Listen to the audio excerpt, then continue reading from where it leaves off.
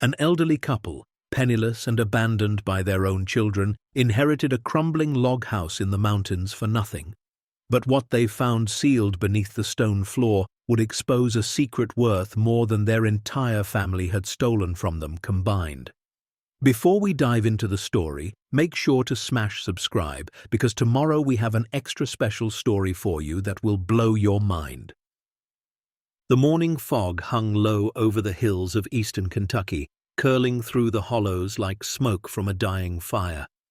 In a rusted, single-wide trailer at the end of Millers Creek Road, Harold and Dorothy Myers sat at a kitchen table that wobbled on 3 good legs and one propped up with a folded piece of cardboard. The coffee was weak because they'd been stretching the same grounds for 3 days now. The milk was powdered. The silence between them was the kind that comes after decades of words have already been spoken, and there's nothing left but breath and waiting. Harold was 78 years old. His hands, once strong enough to shape steel beams in the mill furnaces of Wheeling, now trembled when he lifted his cup. His back had curved from 42 years of bending over machinery that roared louder than thunder. His eyes, pale blue and clouded at the edges, still held a flicker of the young man who'd once believed hard work meant something. Dorothy sat across from him, 75 and wrapped in a cardigan she'd owned since 1986. Her silver hair was pinned back neatly because even in poverty, she refused to let go of dignity. She'd run a bakery for 23 years, waking at 4 every morning to knead bread and frost cakes for people who came not just for the pastries, but for her smile. That bakery was gone now, sold out from under her by people she had raised, fed, and loved with everything she had. Their own children. Harold stared at the water stains spreading across the ceiling above the stove. It had been there when they moved in 8 months ago, and it had only grown larger, darker, like a bruise that wouldn't heal. He remembered the house they used to own, the one on Chestnut Lane with the wraparound porch and the garden Dorothy tended every spring. Daffodils, tulips, roses that climbed the trellis like they were reaching for heaven. That house had been paid off, 40 years of mortgage payments gone. And then their son Richard had come to them with papers and promises. "It's just a reverse mortgage, Dad," Richard had said. "You'll still live there. You'll just have access to the equity. It's smart. It's what people do." Harold hadn't understood the paperwork. Neither had Dorothy, but they trusted Richard. He was their firstborn. He wore suits and carried briefcases and talked about investments like he knew what he was doing. They signed where he pointed. They didn't read the fine print, because why would you read fine print when your own son hands you a pen? 6 months later, the house was gone. The equity had vanished into accounts they didn't control. Richard stopped returning calls. Their daughter Margaret claimed she knew nothing. Their youngest, Stephen, sided with his siblings and told Harold to stop being dramatic. Dramatic. That's what Stephen had called it when Harold wept on the phone, asking where the money went. Dramatic. Dorothy reached across the table now and placed her hand over Harold's. Her fingers were thin, bones visible beneath paper-soft skin, but her grip was still steady. She didn't say anything. She didn't need to. After 53 years of marriage, they had learned to speak without words. The mailbox at the end of the gravel driveway rattled in the wind. Harold glanced toward the window, but didn't move. Most days, the mail brought nothing but bills they couldn't pay and advertisements for things they couldn't afford. Once in a while, there'd be a letter from the electric company threatening disconnection, or a notice from the county about back taxes on a trailer they didn't even own outright. But today was different. Dorothy stood slowly, her knees protesting as they always did now, and walked to the door. The cold air hit her face as she stepped outside, carrying the scent of pine and wet earth. She made her way down the 3 wooden steps, careful not to slip, and crossed the muddy path to the mailbox. Inside was a single envelope, thick and cream-colored, with a return address she didn't recognize. law offices of Chambers, Whitmore, and Beck, Asheville, North Carolina. She carried it back inside and set it on the table between them. Harold looked at it like it might bite. "What is it?" "I don't know," Dorothy said softly, "but it's addressed to both of us." He picked it up, turned it over, and ran his thumb along the sealed flap. His hands shook as he tore it open. Inside were several pages of dense legal text, but clipped to the front was a handwritten note on letterhead. "Dear Mr. and Mrs. Myers, my name is Caroline Whitmore, and I am an attorney handling the estate of Mr. Eugene Allen Monroe, who passed away on the 14th of October. According to Mr. Monroe's will, you are the sole beneficiaries of his remaining property, a log house and 40 acres of land located in the Blue Ridge Mountains of North Carolina, near the town of Havenwood. I understand this may come as a surprise. Mr. Monroe left specific instructions that you be contacted only after his passing, and that the property be transferred to you without contest or condition. Enclosed, you will find the deed, a key to the property, and directions to the location. Please contact my office at your earliest convenience to complete the necessary paperwork. Sincerely, Caroline Whitmore, ESQ. Harold read it twice, then a third time. His mouth moved slightly, forming words that wouldn't come. Dorothy leaned closer. "Eugene Monroe. Wasn't he?" "My mother's cousin," Harold whispered, "or second cousin. I barely knew him. Met him once, maybe twice, when I was a boy. He came through town one summer, worked odd jobs. Mama said he was a drifter, never settled anywhere." Dorothy frowned. "And he left us his house?" Harold shook his head slowly. "I don't understand. We haven't spoken in... It must be 50 years, maybe more. Why would he leave us anything?" But even as he asked the question, something stirred in the back of his mind. A memory, faded like an old photograph. A summer afternoon in 1971, a man with sun-weathered skin and kind eyes standing at their back door, hat in hand, asking if there was any work he could do for a meal. Harold had given him a week's worth of labor in the garden. Dorothy had fed him every evening at their table, even when they barely had enough for themselves. He'd left without much fanfare, just a handshake and a quiet thank you. Harold hadn't thought about him in decades. Now this. Dorothy reached into the envelope and pulled out a brass key, old and worn smooth, attached to a leather cord. Beneath it was a folded map with a route traced in red ink, leading from their location to a dot labeled simply home. Harold's eyes burned. He pressed his palm flat against the table to steady himself. "We should call the kids," Dorothy said quietly. "Tell them about this." Harold's jaw tightened. "Why?" "Because they're family, Harold." He looked at her, and for a moment the softness in his face hardened into something rare, anger. "They stopped being family when they took everything from us, when they lied to our faces, when they left us in this..." He gestured around the trailer, at the peeling walls, the stained ceiling, the cold that seeped through every crack. "This is what family did to us, Dorothy." She didn't argue. She couldn't. Because he was right. But she called anyway. Not because she believed it would change anything, but because 53 years of motherhood had wired something into her bones that logic couldn't undo. Richard answered on the fourth ring. "Mother," he said, his voice flat. "What is it?" "We received a letter," Dorothy said carefully, "from a lawyer in North Carolina. Your father's cousin Eugene passed away. He left us some property." There was a pause. Then Richard laughed. "Eugene? That old hermit?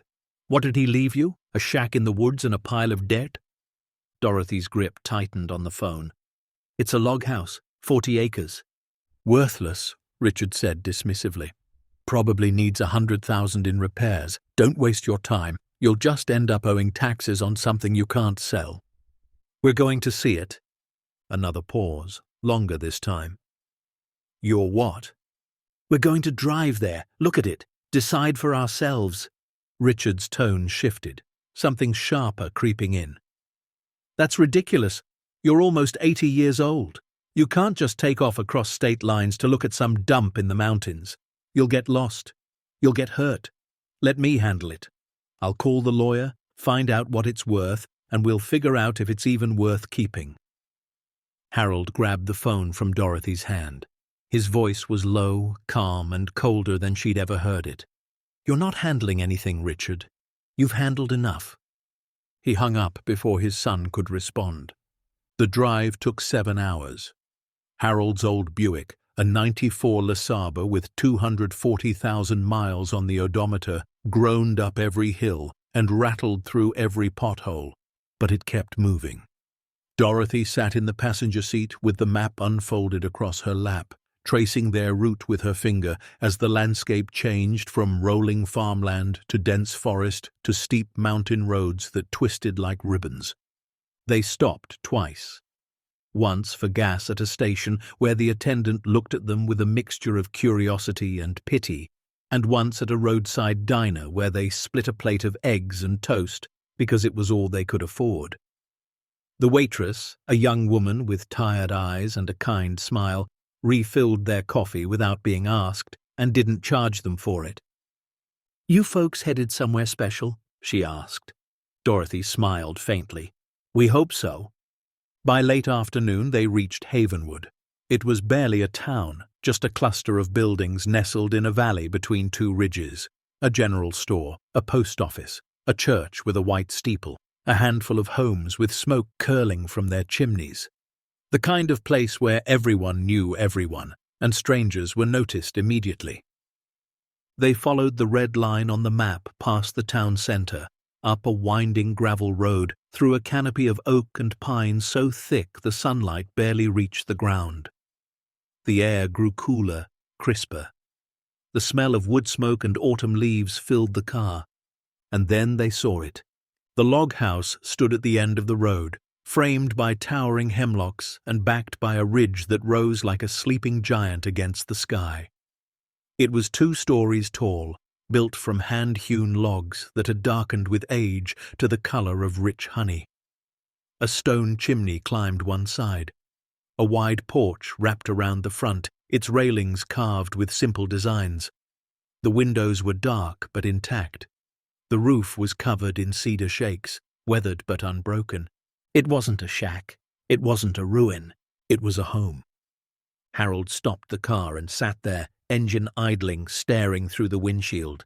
His hands gripped the steering wheel so tightly his knuckles went white. Dorothy's breath caught in her throat. "Harold!" "I see it," he whispered. They climbed out slowly, legs stiff from the drive, hearts pounding in ways they hadn't felt in years.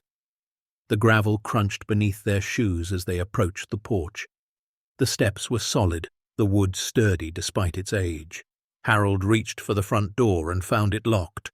He pulled the brass key from his pocket, the one from the envelope, and slid it into the lock. It turned smoothly, like it had been waiting. The door swung open. Inside, the house smelled of cedar and dust and something faintly sweet, like dried lavender.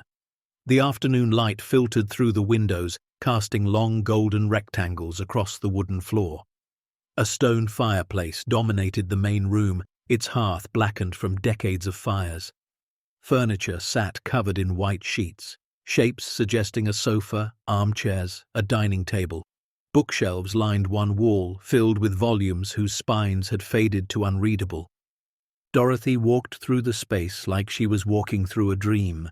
Her fingers brushed the mantel, the back of a covered chair, the edge of a window frame. Everything was still. Everything was waiting. Harold moved toward the kitchen, where copper pots hung from a rack above an old cast-iron stove. A hand pump stood at the sink, and beyond it, a window looked out over a clearing that sloped down toward a creek glinting in the distance. "Why?"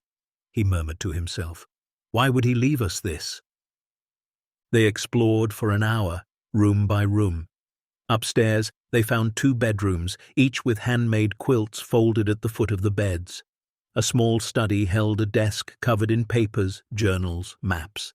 Everything was preserved, as if Eugene had simply stepped out one day and never returned. It was Dorothy who found the cellar door.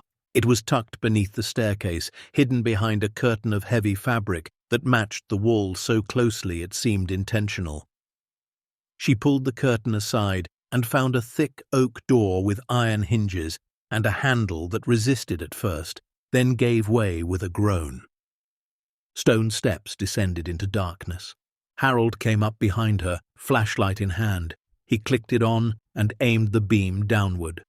The stairs were solid, carved from the same stone as the chimney, worn smooth in the center from years of footsteps. "Should we go down?" Dorothy asked. Harold didn't answer. He just started walking. The cellar was larger than they expected, stretching beneath the entire footprint of the house. The walls were stone, the ceiling low but not oppressive. Shelves lined the perimeter, holding jars of preserved vegetables, old tools, crates of what looked like supplies. It smelled of earth and age, cool and dry despite the mountain humidity. But something caught Dorothy's eye. In the far corner, the floor was different. Instead of packed dirt like the rest of the cellar, there was a section of flat stone slabs fitted together with precision. They were darker than the walls, almost black, and arranged in a perfect square roughly 10 feet across. She walked toward it slowly, her shoes scuffing against the ground. Harold followed, flashlight sweeping across the surface. "This doesn't match," she said quietly. "Look at the edges, it's too clean, too deliberate." Harold knelt and ran his fingers along the seam where the stone met the dirt floor. There was a gap, barely visible but consistent all the way around. "It's a cover," he said, "like a hatch." Dorothy's heart began to race. "But how would you open it? There's no handle." Harold stood and walked the perimeter of the stone square, examining every inch. Near the far edge, partially hidden beneath a shelf, he spotted something. A small iron ring recessed into the stone, rusted but intact. He grabbed it and pulled. Nothing. He pulled harder, bracing his feet against the ground. Still nothing. Then he remembered the key. He pulled it from his pocket again and looked at it more closely. It wasn't just a door key. There was a second, smaller prong extending from the base, almost like a lever. He scanned the edge of the stone hatch and found what he was looking for. A small keyhole, hidden in the shadow of the shelf. He inserted the key, turned it, and heard a heavy click echo through the cellar. This time, when he pulled the iron ring, the stone slab shifted. It was heavy, impossibly heavy, but it moved, sliding aside to reveal a dark opening beneath. Cold air rushed up from below, carrying the scent of metal and something else, something older. Harold and Dorothy stood at the edge, staring down into the blackness. The flashlight beam couldn't reach the bottom. "There's a ladder," Harold said, pointing to iron rungs set into the stone wall, descending into the void. Dorothy grabbed his arm. "Harold, maybe we should wait. Call someone. We don't know what's down there." He looked at her, and for a moment she saw the young man she'd married, the one who never backed down from anything. "We've waited our whole lives," he said quietly, "for something to make sense, for something to be ours." He gripped the first rung and began to climb down. Dorothy watched him disappear into the darkness, her heart hammering against her ribs. The flashlight beam grew smaller, fainter, until it was just a pinpoint of light far below. Then Harold's voice echoed up, trembling with something she couldn't identify. "Dorothy, you need to come down here." She gripped the cold iron and began her descent, one rung at a time, into the unknown. When her feet finally touched solid ground, she turned and saw her husband standing motionless, the flashlight hanging limply at his side. His face was pale, his mouth open, his eyes wide with something between terror and wonder. She followed his gaze. The chamber stretched before them like a cathedral beneath the earth. Stone walls rose high, reinforced with steel beams. Rows of metal cabinets lined the perimeter, gleaming faintly in the flashlight's beam. In the center, a long table held stacks of leather-bound books, their spines embossed with gold lettering. And beyond the table, against the far wall, sat wooden crates. Dozens of them, some open, their contents visible even from a distance. Gold. Bars of it, stacked neatly, catching the light like frozen fire. Dorothy's knees buckled. She grabbed Harold's arm to keep from falling. "Oh my God!" she breathed. Harold said nothing. He couldn't.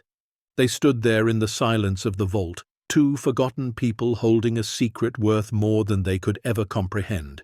And somewhere above them, in a world that had cast them aside, their children had no idea that everything was about to change. The flashlight trembled in Harold's hand, casting unsteady shadows across the walls of the underground chamber. Neither he nor Dorothy moved. Neither spoke. The silence was so complete that Harold could hear his own heartbeat thudding in his ears, could hear Dorothy's shallow breathing beside him. Gold. The word didn't seem real. It belonged in fairy tales, in movies, in stories about pirates and buried treasure. Not here. Not beneath a log house in the mountains of North Carolina. Not in the lives of two forgotten people who couldn't afford to keep the lights on back home. Dorothy took a step forward, then another, her hand still gripping Harold's arm. The chamber was larger than she'd first realized, stretching at least 50 feet in every direction. The ceiling arched overhead, supported by steel beams that looked almost industrial, the kind you'd find in a bank vault or a government facility.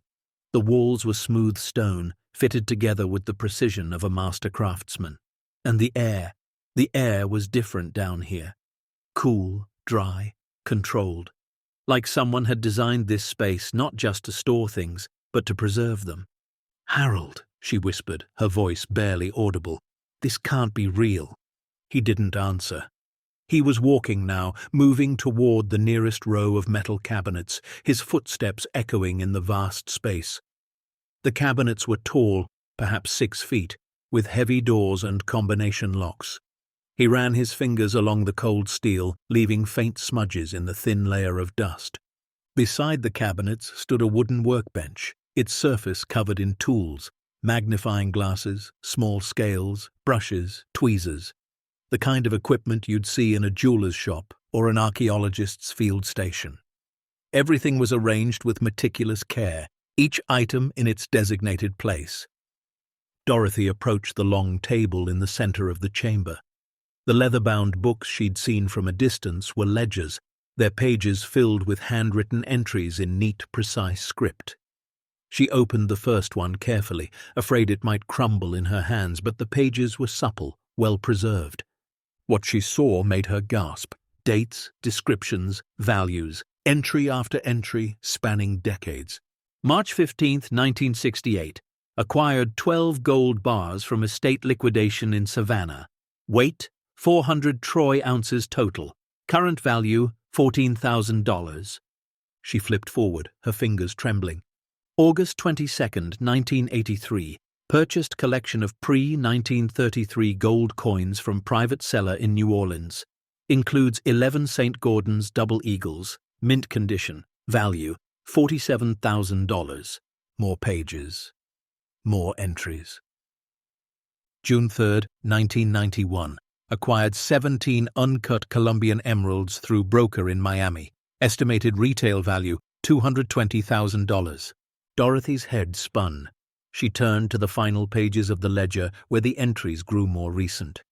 December 12, 2018. Total collection inventory completed.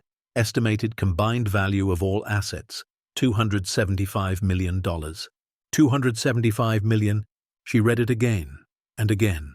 The number refused to compute. It was too large, too impossible, too far removed from anything she had ever known or imagined. "Dorothy!" Harold's voice came from across the chamber. She looked up and saw him standing before one of the open wooden crates, his face illuminated by the flashlight's beam. He was holding something in his hands, a gold bar, rectangular and gleaming, about the size of a small book. "It's real," he said, his voice cracking. "It's all real." She walked toward him slowly, her legs unsteady. When she reached him, she placed her hand on the gold bar. It was cool to the touch, heavier than she expected. Solid, undeniable. For a long moment they stood there together, two elderly people in a chamber of wonders, holding evidence of a fortune they couldn't begin to comprehend. Then Dorothy began to cry. Not from joy, not yet. From something deeper. From the weight of a lifetime of struggle suddenly made meaningless. From the cruelty of a universe that would give them everything after they had already lost so much. From the memory of her bakery, sold, their home, stolen, their children, gone. Harold set down the gold bar and wrapped his arms around her. He held her the way he had when they were young, when their biggest worries were mortgage payments and school tuition and whether the car would pass inspection. He held her while she sobbed against his chest, her tears soaking through his flannel shirt. Why? She kept asking. Why us? Why now? He didn't have an answer, not yet. But as her tears subsided and the silence of the vault settled around them once more, he noticed something on the central table he hadn't seen before. Tucked beneath one of the ledgers was a sealed envelope, cream-colored and thick, with two words written on the front in the same careful handwriting that filled the books. For Harold and Dorothy, he picked it up with shaking hands. The envelope was old but well preserved, the paper slightly yellowed at the edges. He slid his finger beneath the seal and pulled out several pages of handwritten letter.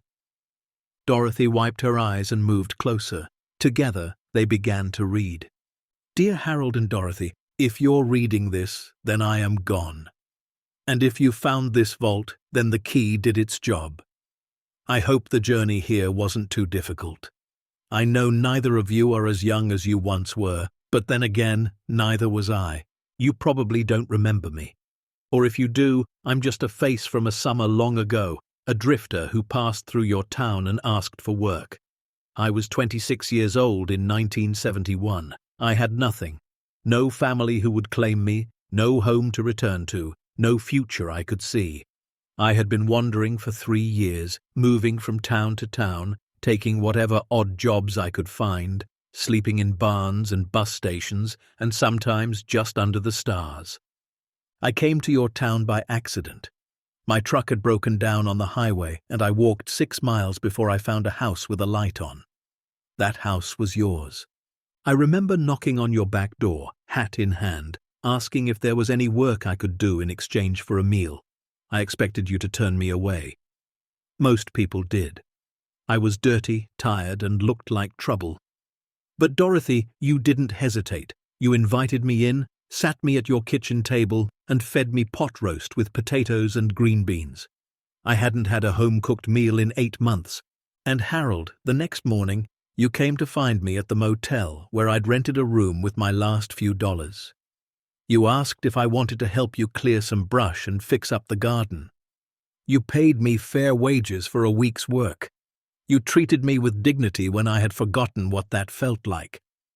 I left after that week.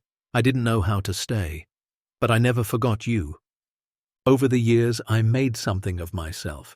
It didn't happen overnight. It took decades. I became a treasure hunter of sorts, not the kind you see in movies, but the quiet kind. I attended estate sales, tracked down forgotten collections, bought and sold rare items that others overlooked.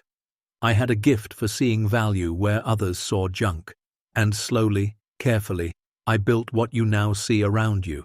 I never married, never had children, never wanted them.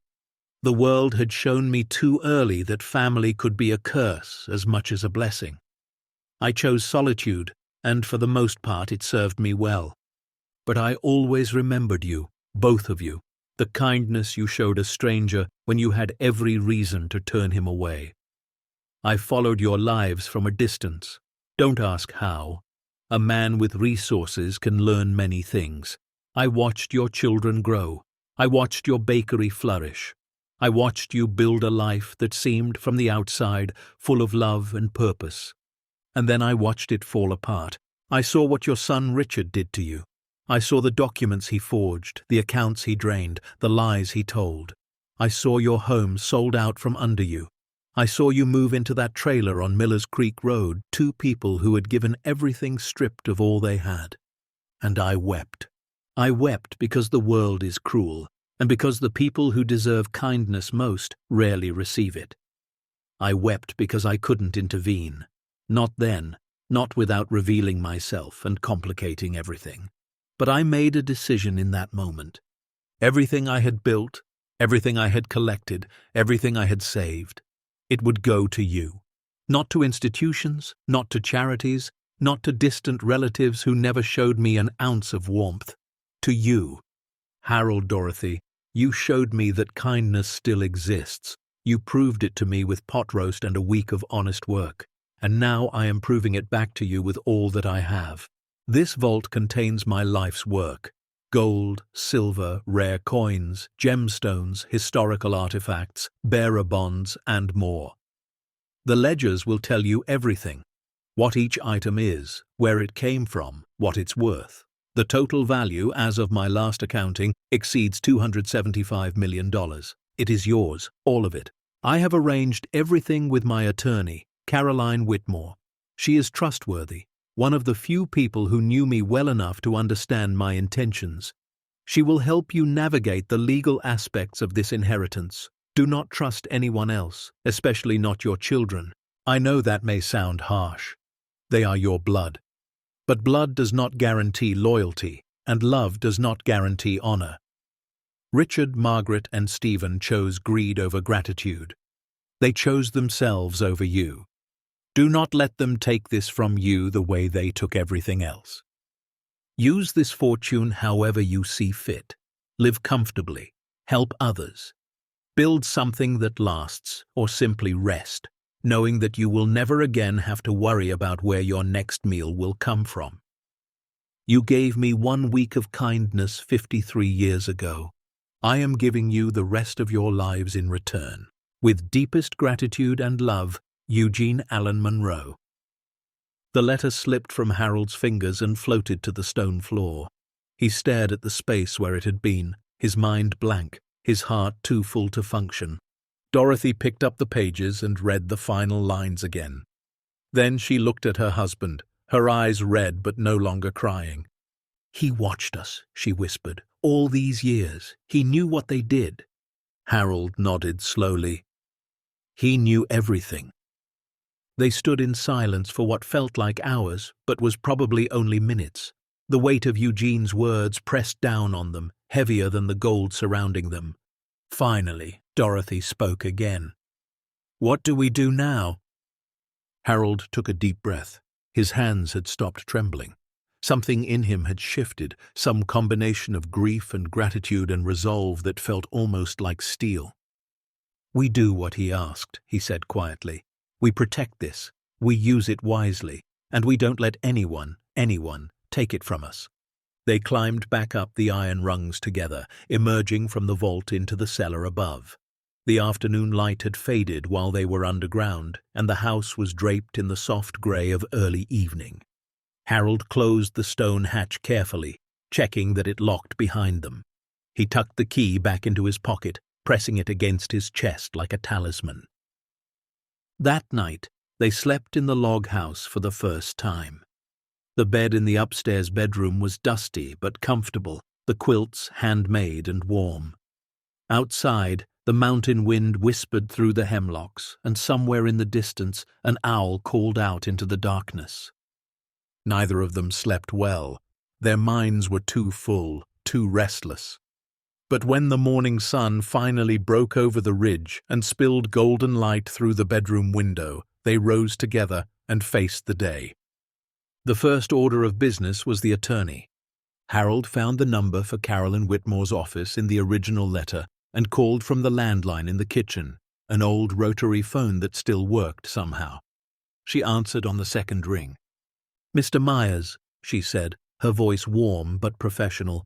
"I've been expecting your call. Did you find the property without trouble?" "We found it," Harold said carefully. "We found everything." There was a pause on the other end of the line. Then Caroline spoke again, her tone softer. "Good. I'm glad. Eugene would have wanted you to see it first, before we discussed the details. How are you feeling?" Harold looked at Dorothy, who stood beside him with her hand on his arm. "Overwhelmed," he admitted. We don't understand why he chose us." "He told me," Caroline said, "the story about the summer of '71. He spoke about it often in his final years. It meant more to him than you could possibly know." Harold's throat tightened. "What do we do now? How do we handle this?" "That's what I'm here for," she said. "I can drive out to the property tomorrow if you'd like. We'll go over everything. The legal status of the estate, the tax implications, how to access the assets safely. Eugene was meticulous. He planned for every contingency." "Tomorrow," Harold repeated. "Yes, please." After he hung up, Dorothy made coffee on the old stove, real coffee, from a tin they found in the pantry, still sealed and surprisingly fresh. They sat on the porch as the morning mist rose from the valley below, sipping in silence. "We should stay here," Dorothy said suddenly. "Not the trailer, here." Harold looked at her. "You want to live here?" "Why not?" She smiled faintly. "It's ours, it's beautiful, it's far away from everything." He considered this. Far away from the trailer on Miller's Creek Road, far away from the bills and the shame and the neighbors who whispered behind their hands, far away from the children who had abandoned them. "Yes," he said finally, "let's stay." They spent the day cleaning. Not the vault, they weren't ready to face that again, but the house itself. They pulled sheets off furniture, swept floors, opened windows to let the mountain air rush through. By evening, the place felt less like a museum and more like a home. But their peace was not to last. On the third day, a black SUV appeared at the end of the gravel road. Harold spotted it from the porch, his coffee cup freezing halfway to his lips. The vehicle moved slowly, deliberately, like a predator stalking prey. It parked at the foot of the driveway. A man in a dark suit stepped out. He was young, perhaps mid-30s, with slicked-back hair and a smile that didn't reach his eyes. He carried a leather briefcase and walked with the confidence of someone who expected to be obeyed. "Mr. and Mrs. Myers," he called out as he approached the porch. Harold stood slowly, setting down his cup. "Who's asking?" The man's smile widened. "My name is Garrett Burke. I'm an attorney representing parties with an interest in the estate of Eugene Allen Monroe." Dorothy appeared in the doorway behind Harold, her face pale. "What parties?" Harold asked. "That's a matter I'd prefer to discuss inside," Burke said smoothly. "If you don't mind, there are certain questions about the validity of Mr. Monroe's will that need to be addressed." Harold's blood ran cold. "We already have an attorney," he said. "Caroline Whitmore. She's handling the estate." Burke's smile flickered. "Ms. Whitmore represents Mr. Monroe's interests. I represent other interests, family interests." "Eugene had no family," Dorothy said from the doorway. "That's not entirely accurate," Burke replied. "There are distant relatives who have come forward, people with legitimate claims to Mr. Monroe's assets, people who are concerned that an elderly couple with no prior connection to the deceased has been unduly enriched." Harold felt his fists clench at his sides. "Who sent you?" Burke's smile returned, colder now. "I'm not at liberty to say, but I will tell you this. My clients are prepared to contest this inheritance through every legal avenue available, unless, of course, you'd prefer to reach a settlement, a reasonable arrangement that allows everyone to walk away satisfied." Harold stared at him.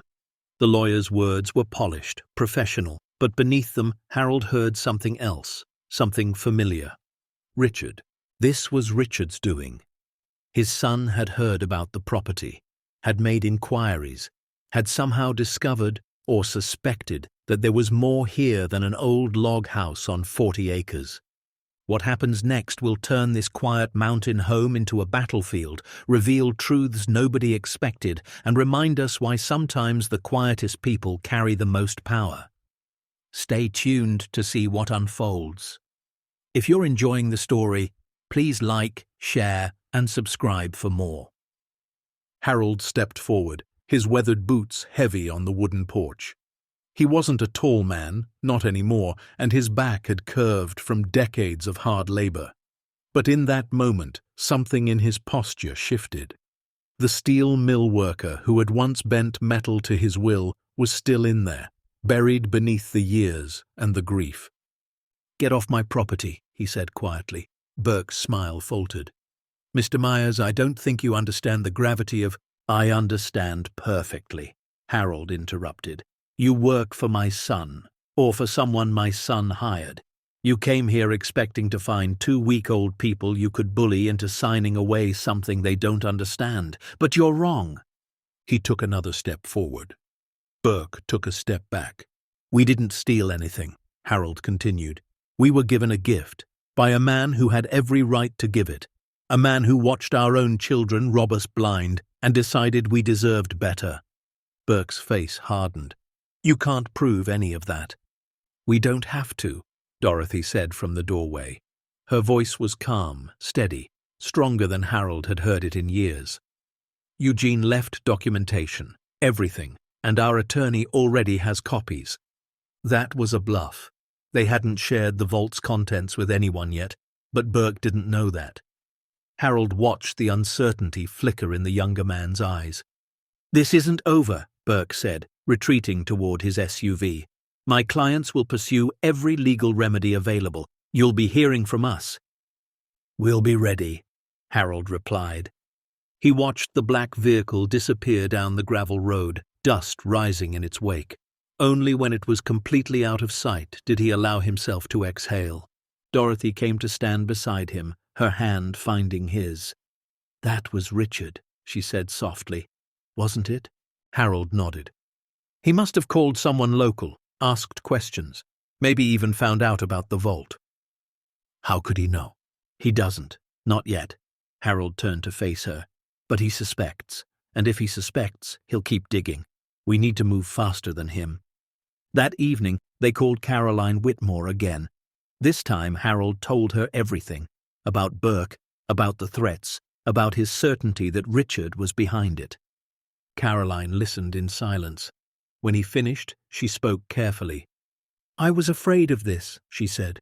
"Eugene warned me it might happen. He knew your children better than you might realize. He kept files on them." Harold blinked. "Files?" "Documentation. Evidence. He hired investigators over the years to track what they were doing to you. He wanted to protect you, even from beyond the grave. Those files are in the vault. I wasn't sure if you'd found them yet." Dorothy gripped Harold's arm.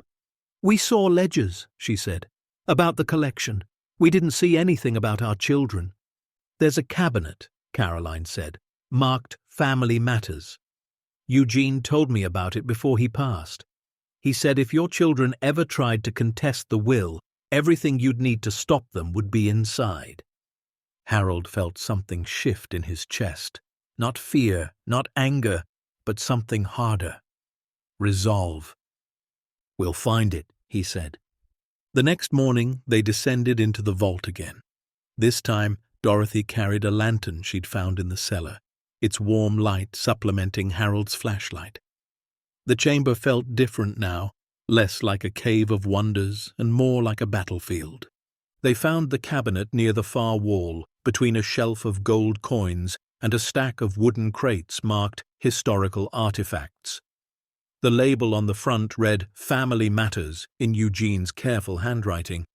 Harold tried the handle, locked, but the brass key, the one that had opened everything else, fit here too.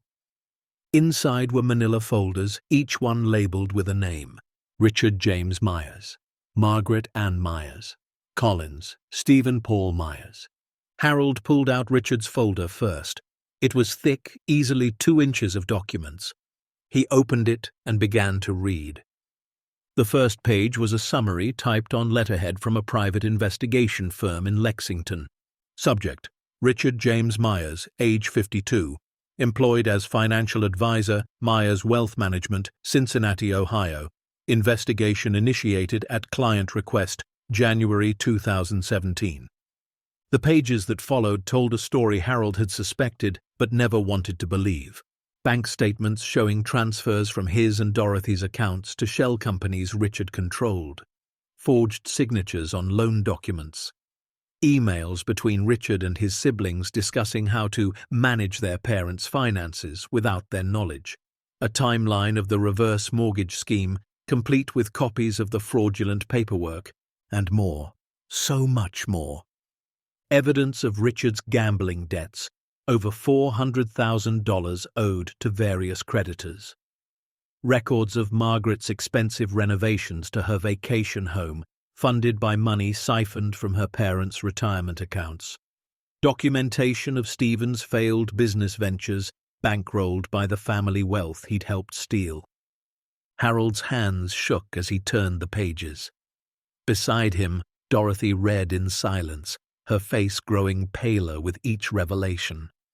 At the back of Richard's folder was a final document, a letter from Eugene, dated just 3 months before his death. Harold and Dorothy, if you're reading this, then your son has likely made his move. I'm sorry. I hoped he would leave you in peace, but I knew better. Richard is not just greedy. He is desperate. His debts have grown beyond his ability to repay them. He sees you not as parents, but as resources. And now that he knows about the property, he will try to take it from you. But he cannot. The will is ironclad. I made sure of it. And the evidence in this folder is enough to destroy him, not just in court, but in the eyes of the law. Use it wisely. Use it without mercy. He showed you none. You are not weak. You are not forgotten. You are 2 of the strongest people I have ever known. Fight and win, Eugene. Dorothy set down the letter. Tears streamed down her face, but her jaw was set, her eyes clear. He's right, she said quietly. We have to fight. Harold looked at her, this woman he had loved for more than half a century, who had baked bread at 4 in the morning and raised 3 children who didn't deserve her, who had lost everything and somehow kept standing. Then we fight, he agreed. They spent the rest of the day going through the files. Margaret's folder revealed her complicity in the reverse mortgage scheme. Stevens showed his knowledge of the fraud, even if he hadn't actively participated. All 3 children had known. All 3 had benefited. And none of them had shown a moment's remorse. By evening, Harold and Dorothy had organized the evidence into 3 separate stacks, ready to be copied and sent to Caroline. But as they climbed the ladder out of the vault, exhausted and emotionally drained, Harold paused. Dorothy, he said slowly. Yes? If we use this, if we expose them, they'll go to prison, all 3 of them. She met his eyes. I know. They're our children. They were our children, she corrected gently. The people who did this to us, I don't recognize them anymore. Harold nodded slowly. The weight of the decision pressed down on him, heavier than anything he'd lifted in his life. But then he thought of the trailer on Miller's Creek Road, the powdered milk, the water stain spreading across the ceiling, the shame of having nothing while his own children lived in comfort bought with stolen money. And he thought of Eugene, a stranger who had shown him more kindness in 1 summer than his own blood had shown in 50 years. You're right, he said finally. They stopped being our children a long time ago. They sealed the vault and returned to the house above. The mountain darkness had settled over the valley, and stars glittered through the kitchen window like scattered diamonds. Dorothy made soup from canned vegetables they'd found in the pantry. They ate in silence, 2 old warriors preparing for a battle they never wanted but would not lose. And somewhere in the distance, a lone owl cried out into the night, a warning, perhaps, or a promise. The fight was just beginning. The first frost came early that year, painting the mountain ridges in shades of silver and white. Harold stood on the porch of the log house, coffee steaming in his hands, watching the mist rise from the valley below. 3 weeks had passed since Garrett Burke's visit, 3 weeks of waiting, preparing, and trying to remember what peace felt like. It wouldn't last. The envelope arrived on a Tuesday morning, delivered by a courier in a grey uniform who didn't make eye contact. Dorothy signed for it with trembling fingers, then carried it inside to where Harold sat at the kitchen table, reading one of Eugene's old journals. The return address read Burke, Harrison and Cole, Attorneys at Law, Cincinnati, Ohio. Harold opened it slowly, as if the paper itself might be poisoned. Inside were 12 pages of dense legal text, but the meaning was clear from the first paragraph. Notice of legal action regarding the estate of Eugene Allen Monroe. They were being sued. Richard, Margaret, and Stephen had filed a joint lawsuit challenging the validity of Eugene's will. They claimed their father and mother had unduly influenced a mentally incompetent man into leaving them his estate. They alleged fraud, manipulation, and elder abuse, not against themselves, but against Harold and Dorothy. The irony would have been laughable if it weren't so devastating. Harold read the document 3 times, his jaw tightening with each pass. Beside him, Dorothy sat in silence, her hands folded in her lap, her face pale but composed. "They're claiming we took advantage of him," Harold said finally, his voice flat. "That we manipulated a dying man for his money." Dorothy shook her head slowly.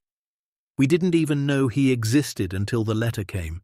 We hadn't seen him in over 50 years. "They don't care about truth," Harold replied. "They care about winning, about taking what isn't theirs." He paused, the words catching in his throat. Again. That afternoon they called Caroline Whitmore. She answered immediately, as if she'd been waiting. "I received a copy this morning," she said, her voice calm but serious. "They filed in federal court, claiming diversity jurisdiction since you live in Kentucky and the property is in North Carolina. It's a smart move. Federal court is more formal, more expensive, and more intimidating for defendants who aren't prepared." "Are we prepared?" Harold asked. "We will be," Caroline replied. "Eugene anticipated this. Everything we need is in that vault. But I need you to understand something, both of you. This is going to get ugly. They're not just going to challenge the will. They're going to attack your character, your history, your relationship with Eugene. They'll say anything to make a jury believe you're criminals." Dorothy spoke up, her voice steady despite the fear in her eyes. "And if they win?" Caroline paused. "If they win, you lose everything.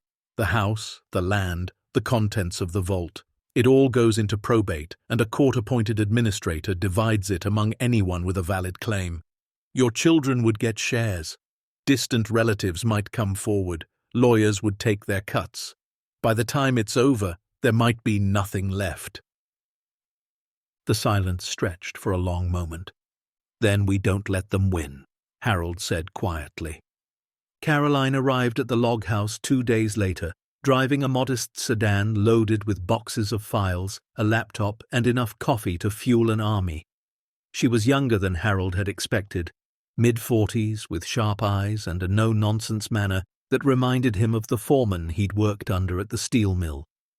She wore practical clothes, kept her dark hair tied back, and spoke with the confidence of someone who had seen worse battles and survived. "First things first," she said, spreading documents across the kitchen table. "We need to establish a clear timeline of your relationship with Eugene. Every contact, every memory, every piece of evidence that proves you didn't manipulate him." Dorothy frowned. "But we barely knew him. We met him once, over 50 years ago." "That's actually our strength," Caroline explained. "If you had been in regular contact, they could argue you cultivated a relationship specifically to influence his decisions. But the fact that you had almost no contact makes their manipulation theory absurd. Why would a man leave his fortune to people he hadn't seen in half a century? Because they showed him kindness when no one else would. It's a simple story, and simple stories win cases." She pulled out a legal pad and began taking notes. "Tell me everything you remember about the summer of 1971, every detail, no matter how small."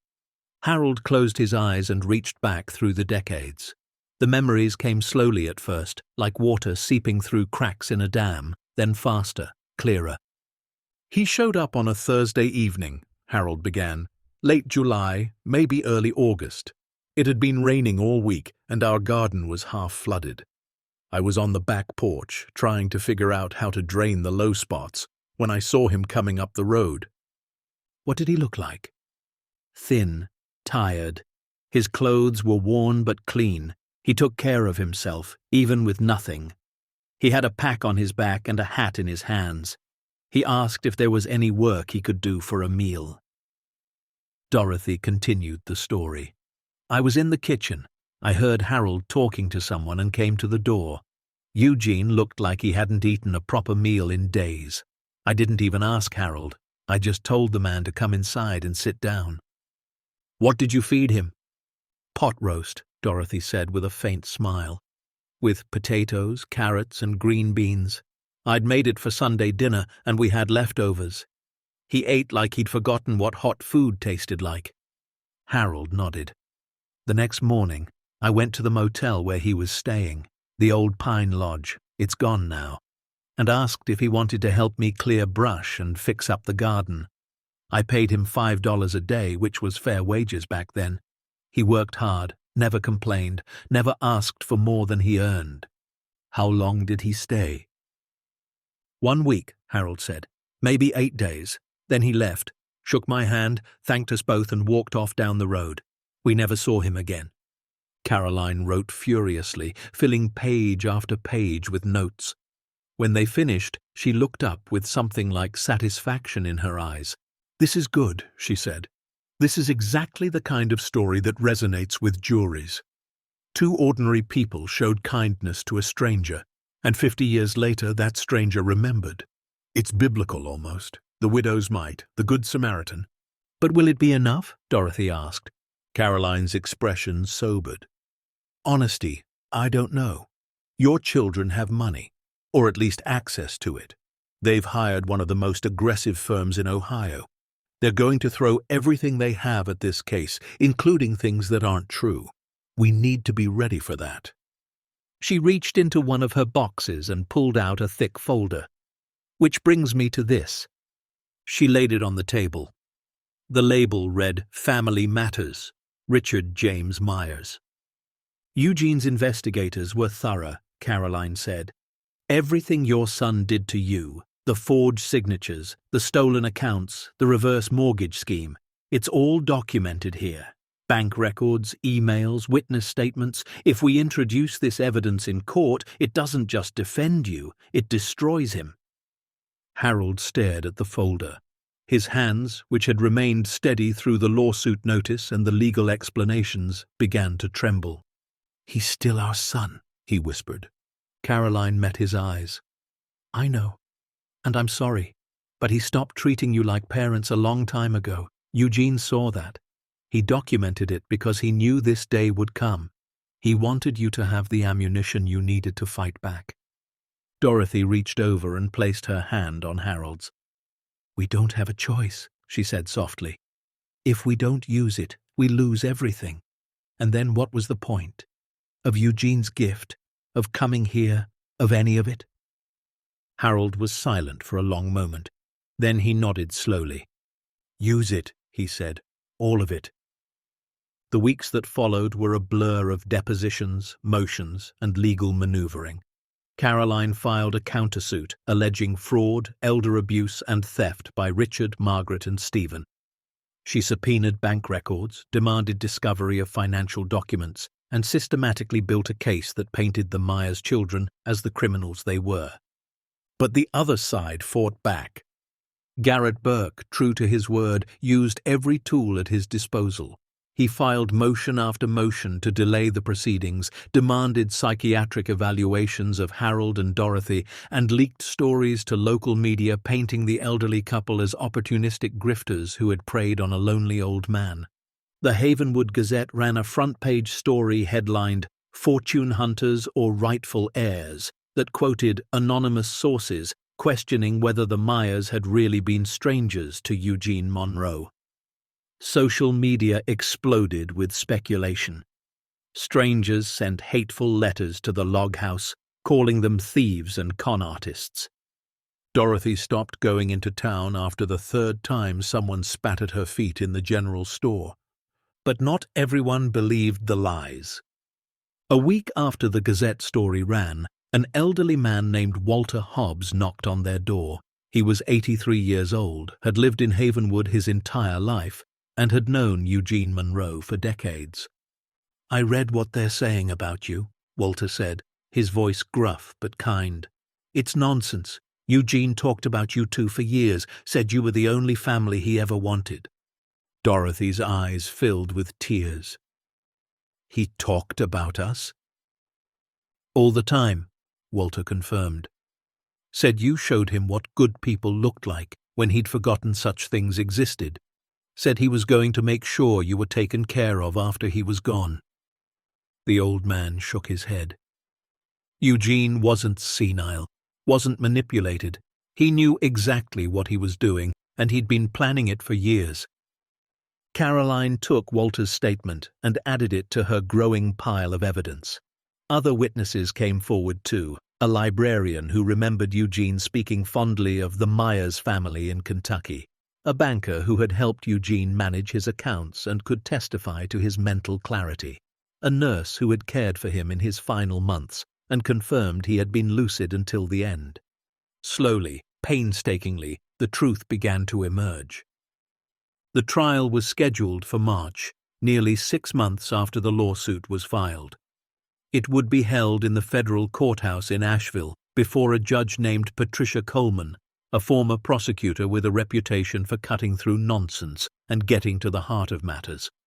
Harold and Dorothy made the 2-hour drive on a cold, grey morning, their breath visible in the air as they climbed the courthouse steps. Caroline walked beside them, briefcase in hand, her expression focused and calm. The courtroom was larger than Harold had expected, with high ceilings, wooden benches, and an American flag hanging behind the judge's bench. He and Dorothy sat at a table on the left side of the room. Across the aisle, at the other table, sat Richard, Margaret, and Stephen, their children, strangers now, flanked by Garrett Burke and a team of associates in expensive suits. Harold couldn't bring himself to look at them. Judge Coleman entered, and everyone rose. She was a small woman with silver hair and sharp eyes that seemed to take in everything at once. When she spoke, her voice carried the weight of someone accustomed to being obeyed. "This case concerns the estate of Eugene Allen Monroe," she began, "and specifically whether his final will and testament, naming Harold and Dorothy Myers as sole beneficiaries, is valid. The plaintiffs allege undue influence and mental incapacity. The defendants deny these allegations and have filed counterclaims of fraud and elder abuse against the plaintiffs. We will hear opening arguments now." Garrett Burke rose first, adjusting his tie with practiced ease. "Your Honor, ladies and gentlemen," he began, addressing the jury box where 12 citizens sat in various states of attention. "This case is about a vulnerable old man who was taken advantage of by people he barely knew. Eugene Monroe was a recluse, a man with no close family, no friends, no one to protect him from those who would exploit his loneliness." He gestured toward Harold and Dorothy. "The defendants claim they met Mr. Monroe once, briefly, over 50 years ago. They claim this single encounter, lasting perhaps a week, was sufficient to justify an inheritance of over $275 million. But I ask you, does that make sense? Would any reasonable person leave their entire fortune to strangers based on a few days of acquaintance half a century ago?" Burke paced before the jury, his voice rising. "The evidence will show that Harold and Dorothy Myers made contact with Mr. Monroe in his final years. They cultivated a relationship with a dying man, isolated him from other potential heirs, and manipulated him into signing a will that benefited them exclusively. This was not kindness, this was not gratitude, this was fraud, plain and simple, and we ask you to recognize it for what it is." He sat down. The courtroom was silent. Caroline rose slowly, deliberately. She did not approach the jury box immediately. Instead, she stood behind Harold and Dorothy, her hands resting lightly on the backs of their chairs. "Your Honor, members of the jury, she said, her voice calm but firm. What you just heard was a story. A compelling story, perhaps, but a story nonetheless, and like all stories told by lawyers, it was designed to lead you to a predetermined conclusion rather than the truth. She stepped forward now, moving toward the jury.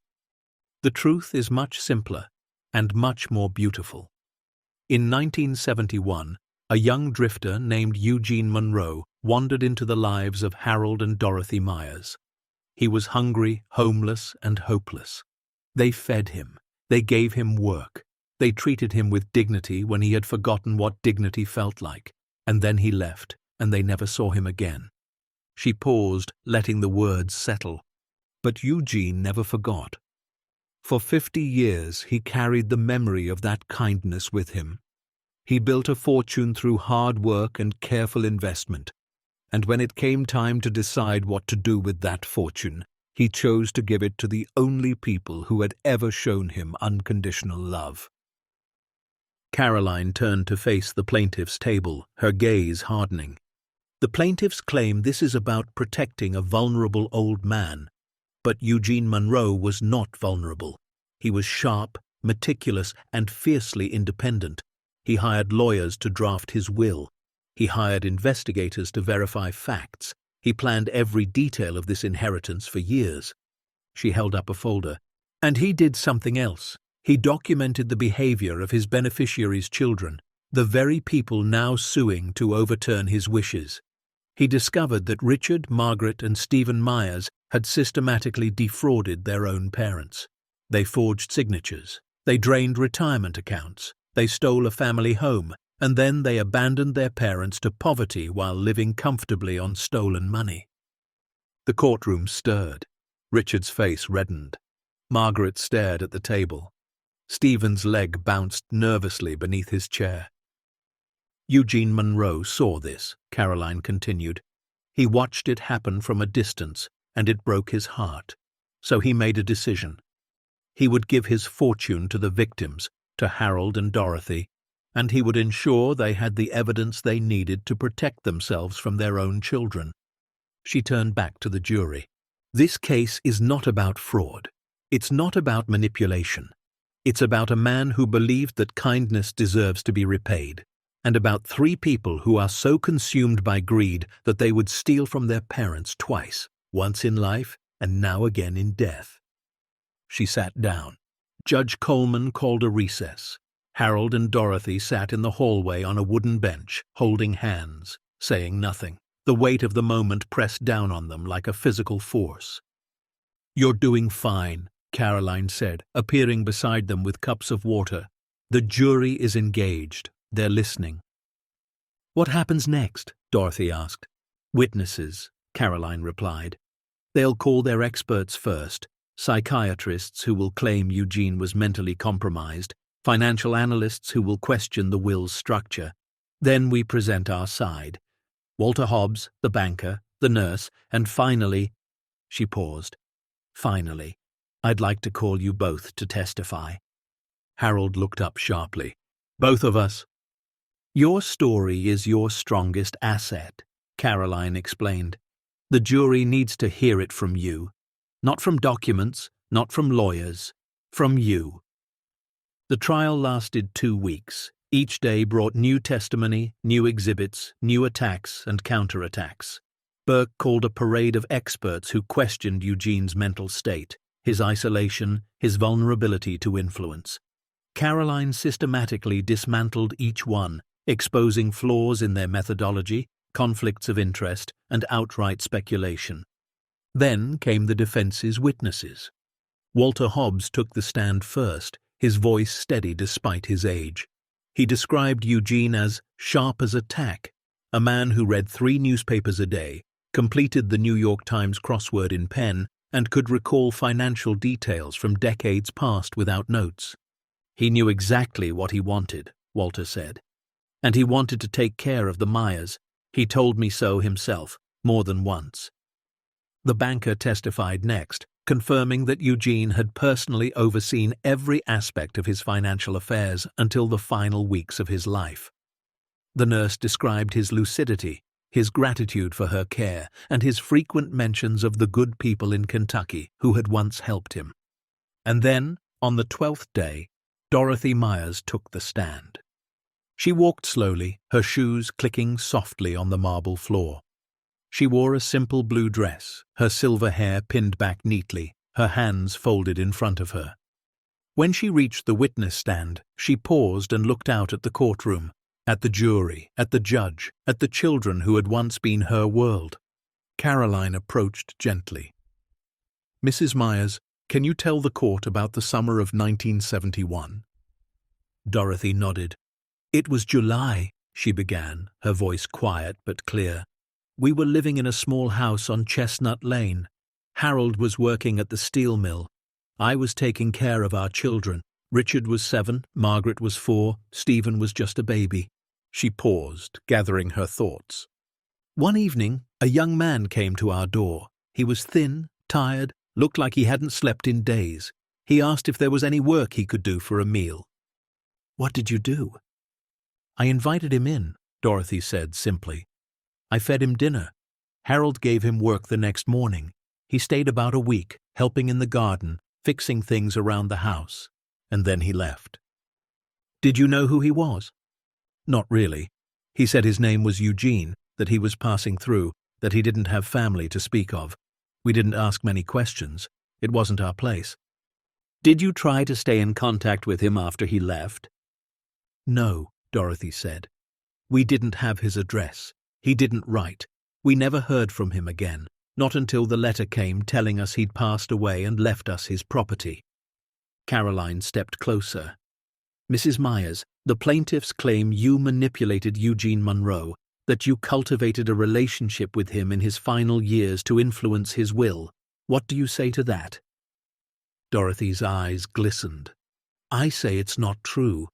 I didn't even know Eugene was still alive until after he died. We had no contact, no relationship, nothing but a few days of kindness over 50 years ago. Why do you think he left you his estate?" Dorothy was silent for a moment. When she spoke again, her voice trembled with emotion. "Because he remembered. Because when he had nothing, we treated him like he mattered. Because—" She paused, struggling to compose herself. "Because sometimes a small kindness stays with a person forever. And Eugene, he was the kind of man who believed debts should be repaid." The courtroom was utterly silent. Caroline nodded gently. "One final question, Mrs. Myers. Can you describe your relationship with your children?" Dorothy's face crumpled, but she didn't look away from the jury. "I raised them," she said, her voice breaking. "I loved them more than my own life. I gave them everything I had. And when they grew up, they—" She stopped, tears streaming down her cheeks. "They took everything from us. Our home, our savings, our retirement. They forged our signatures, drained our accounts, and left us with nothing. They stopped calling, stopped visiting, and when we asked why, they told us we were being dramatic." She wiped her eyes with a tissue Caroline had placed on the witness stand. "I don't understand how children can do that to their parents. I don't understand how people who used to hold my hand crossing the street could look at me and see nothing but money. But that's what happened. And now they want to take this too, the one good thing that's happened to us in years. The gift of a stranger who showed us more kindness than our own flesh and blood." She looked directly at the jury. "Eugene Monroe was not manipulated. He was not deceived. He made a choice because he believed some people deserve good things, even when life has given them nothing but bad. And we're trying. Harold and I are trying to deserve it." She fell silent. The only sound in the courtroom was the soft scratching of the court reporter's keys. Burke rose for cross-examination, but his questions were tentative, his attacks blunted by the weight of Dorothy's testimony. He tried to suggest inconsistencies in her story, gaps in her memory, but she answered every question with quiet dignity and unshakable honesty. By the time she stepped down from the stand, several members of the jury were wiping their eyes. Harold testified next, corroborating everything Dorothy had said. His voice was steadier, his demeanor more reserved, but his pain was just as visible. When asked about his children, he spoke with the hollow resignation of a man who had long ago stopped hoping for reconciliation. "They chose money over family," he said simply, "and now they're doing it again. Some people don't change, no matter how many chances you give them." The closing arguments came on the 14th day. Burke spoke first, repeating his claims of fraud and manipulation, but his words felt hollow now, disconnected from the evidence the jury had heard. He asked them to see through the emotional manipulation and focus on the facts, but the facts were not on his side, and everyone in the courtroom knew it. Caroline's closing was brief but devastating. "This case," she said, "is about what kind of society we want to live in. One where kindness is remembered and repaid, or one where greed is rewarded and theft goes unpunished." She gestured toward Harold and Dorothy. "These two people have done nothing wrong. They showed kindness to a stranger 50 years ago, and that stranger remembered. He chose to repay them with everything he had, not because they asked for it, not because they manipulated him, but because he believed they deserved it." She turned to the plaintiff's table. "The people suing them are not victims. They are perpetrators. They stole from their own parents, abandoned them in poverty, and now they want to steal again, this time from a dead man's wishes. I ask you not to let them." She faced the jury one final time. "Eugene Monroe's will represents his final act of kindness. Honor it, protect it. Let his gift reach the people he chose. Thank you." The jury deliberated for less than 4 hours. When they returned, Harold gripped Dorothy's hand so tightly his knuckles went white. The foreman, a middle-aged woman with reading glasses perched on her nose, stood and cleared her throat. "In the matter of Myers, Myers and Myers versus Myers and Myers, on the question of whether the will of Eugene Allen Monroe is valid, we the jury find—" She paused, and the courtroom held its breath. "We find in favor of the defendants," Dorothy gasped. Harold's eyes closed in relief. "Furthermore," the foreman continued, "on the counterclaim of fraud and elder abuse, we find in favor of the defendants and award compensatory damages in the amount of $2,300,000. The courtroom erupted. Richard shot to his feet, his face purple with rage, shouting something that was lost in the chaos. Margaret began to cry. Stephen stared straight ahead, his expression blank with shock. Judge Coleman banged her gavel repeatedly until order was restored. "The jury's verdict is accepted," she said, her voice cutting through the noise. "The will of Eugene Allen Monroe is hereby validated in full. The property and all associated assets are confirmed as the legal inheritance of Harold and Dorothy Myers." She looked at the plaintiff's table. "Additionally, based on the evidence presented regarding financial fraud and elder abuse, I am referring this matter to the District Attorney's Office for criminal investigation. The plaintiffs are advised to secure legal counsel." She banged the gavel once more. "Court is adjourned." The walk out of the courthouse was surreal. Reporters shouted questions, cameras flashed. Someone thrust a microphone in Harold's face, asking how it felt to win. He didn't answer. He just held Dorothy's hand and kept walking, one step at a time, until they reached Caroline's car. Inside, they sat in silence for a long moment. Then Dorothy began to laugh. It started as a small sound, almost a hiccup, and grew into something fuller, richer, the laugh of a woman who had forgotten what relief felt like.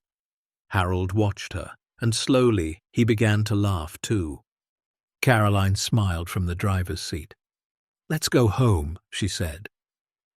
The drive back to the log house took 2 hours. They arrived at sunset, the sky painted in shades of gold and crimson.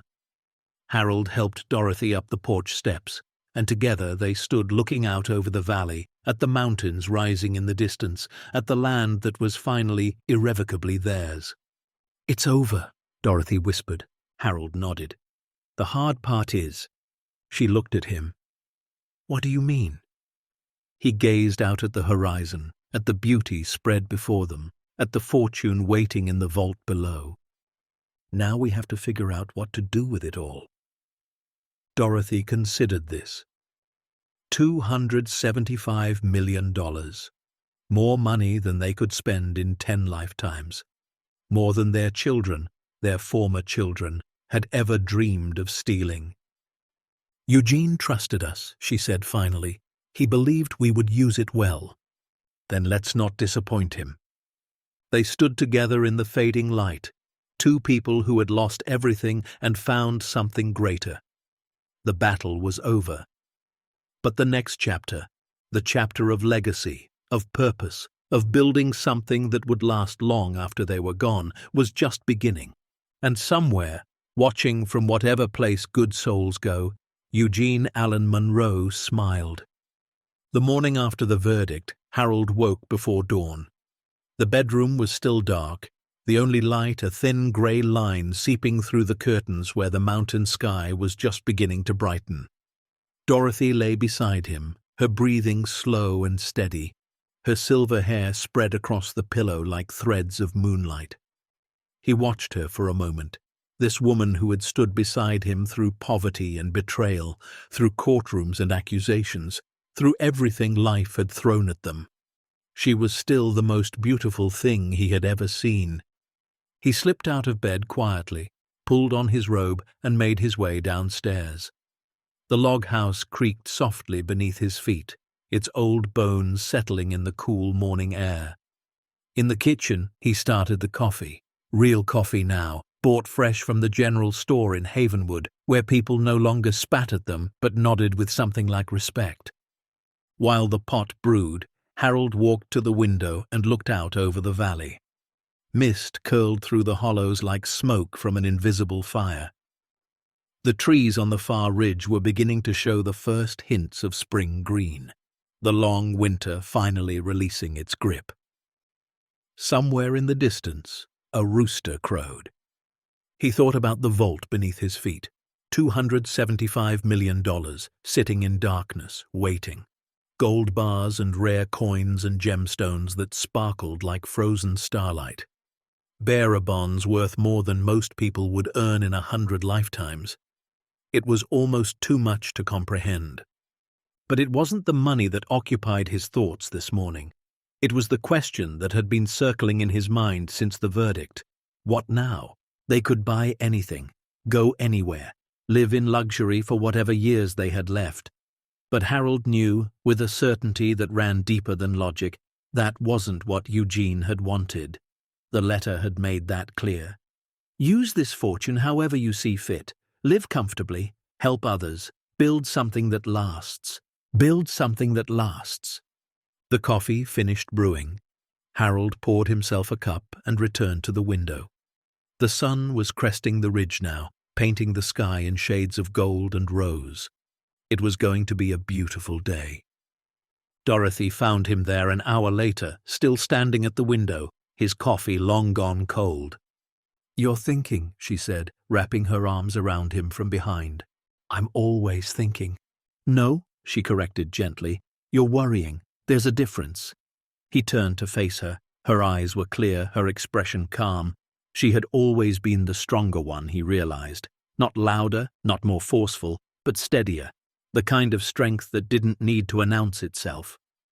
"What do we do with it all?" he asked quietly. "The money, I mean. We could live 100 years and never spend it." Dorothy smiled. "Then we don't try to spend it. We give it away." Harold blinked. "Give it away?" "Not all of it," she clarified. "But most of it. Eugene gave us this gift because he trusted us, because he believed we would use it for good. So let's prove him right." She walked to the kitchen table and sat down, gesturing for Harold to join her. When he did, she reached across and took his hands in hers. "Think about what happened to us," she said. "Our own children stole everything we had. They left us with nothing. And if Eugene hadn't found us, we would have died in that trailer, alone and forgotten." Harold nodded slowly, the memory still painful despite everything. "There are other people out there like us," Dorothy continued.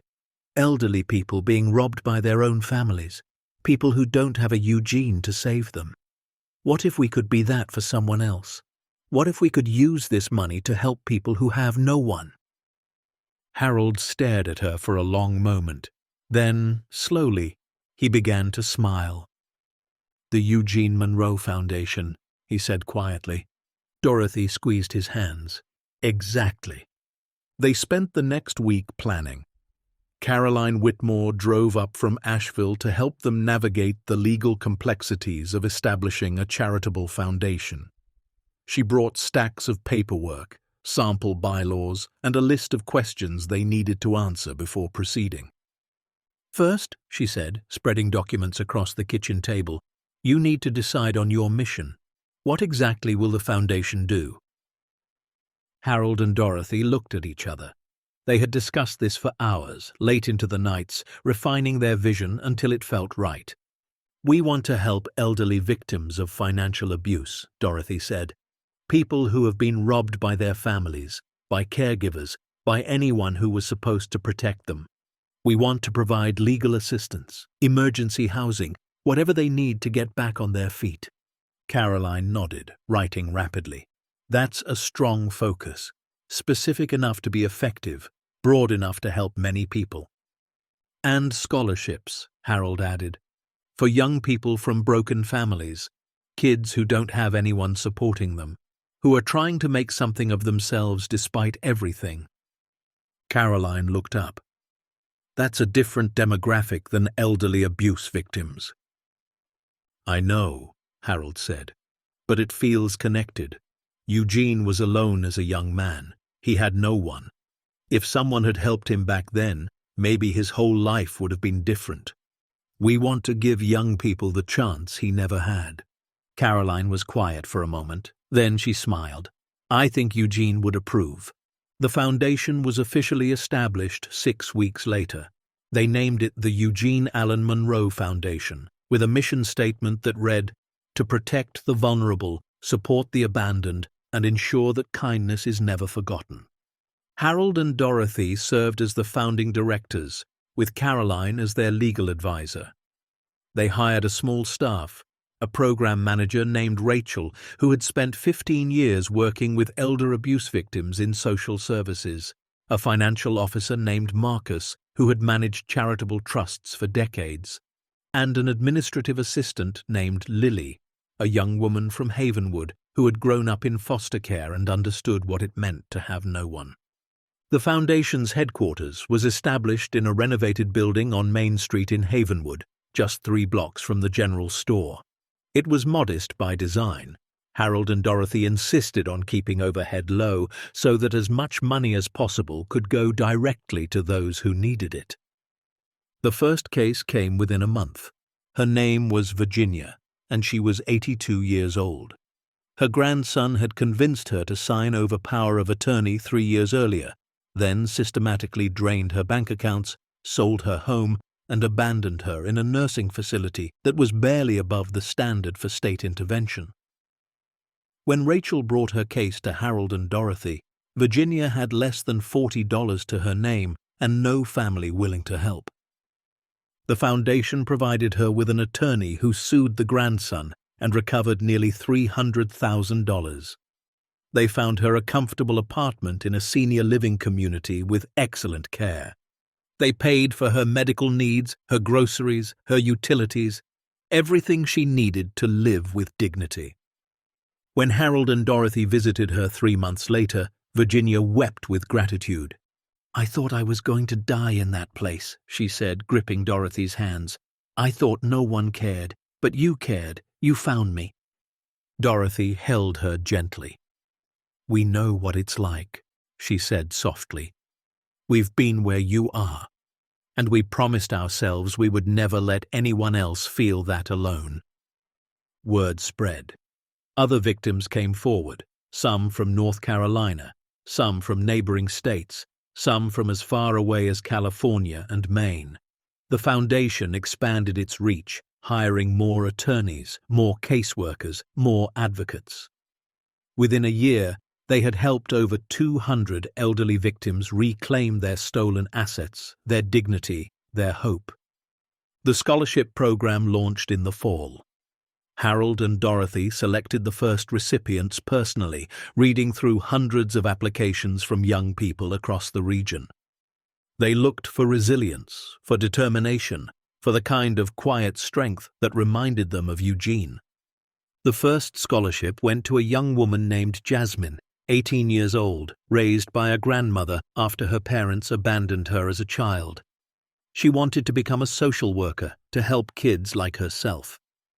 The foundation paid her full tuition at the University of North Carolina, plus living expenses, plus a stipend for books and supplies. "I don't know how to thank you," Jasmine said at the award ceremony, her voice trembling. "No one has ever believed in me like this." Dorothy hugged her. "Just promise us you'll believe in someone else someday. That's all we ask."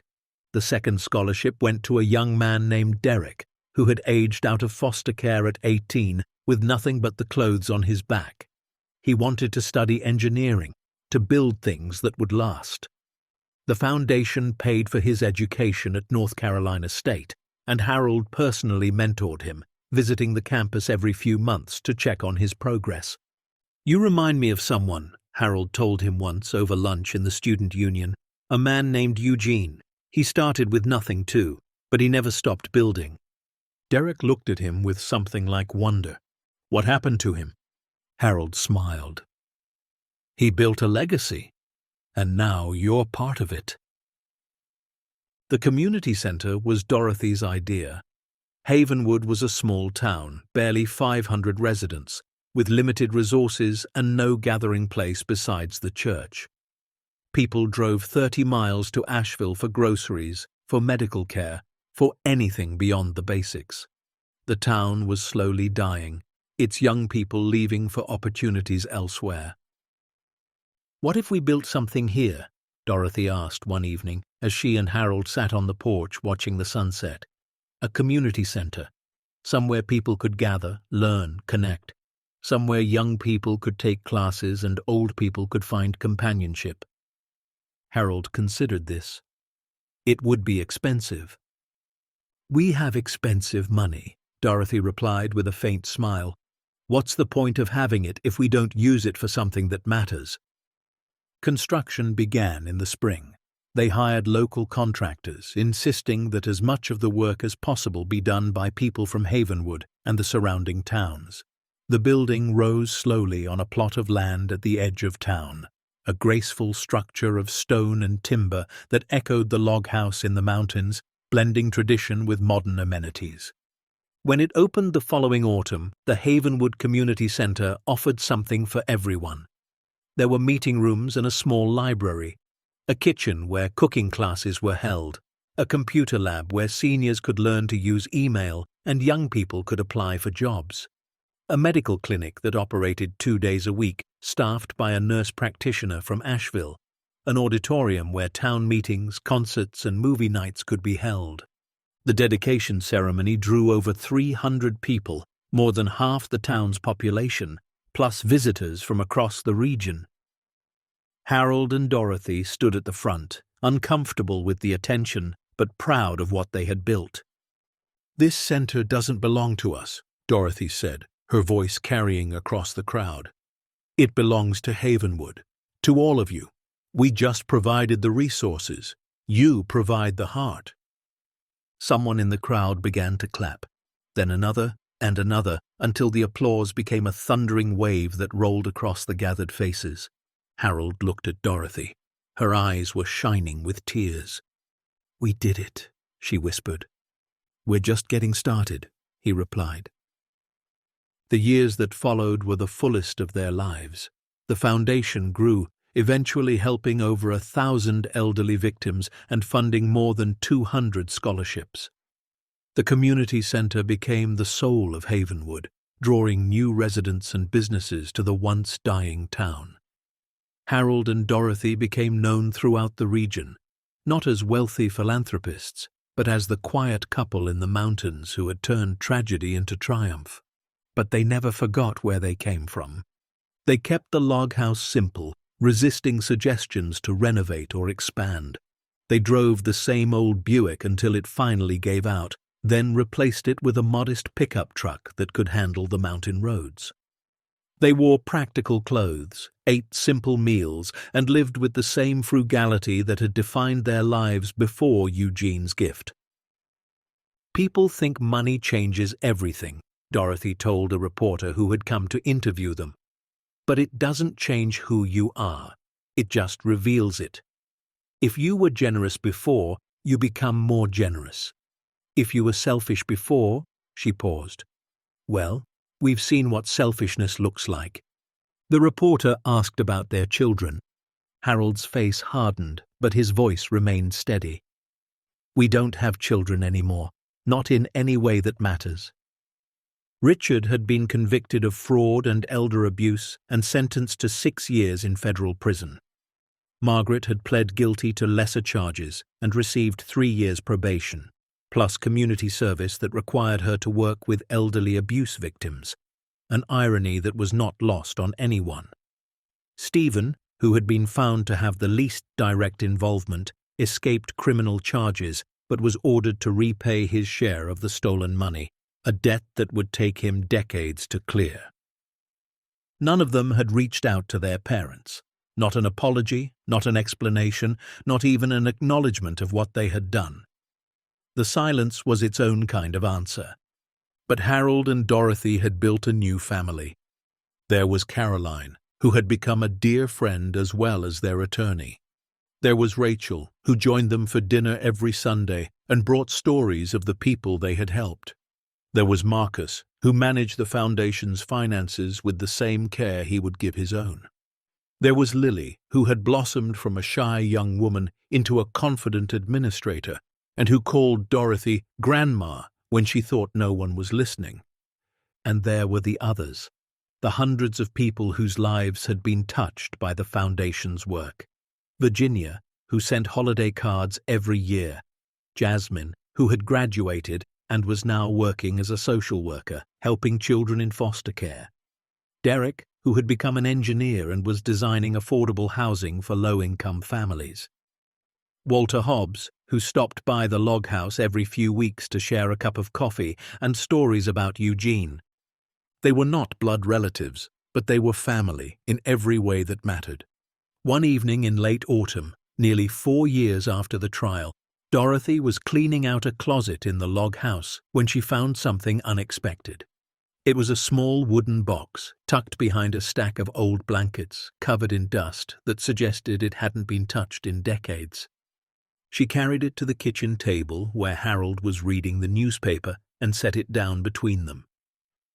"What's this?" he asked, looking up. "I don't know. I found it in the upstairs closet. I don't think we've ever opened it." Harold set aside his paper and examined the box.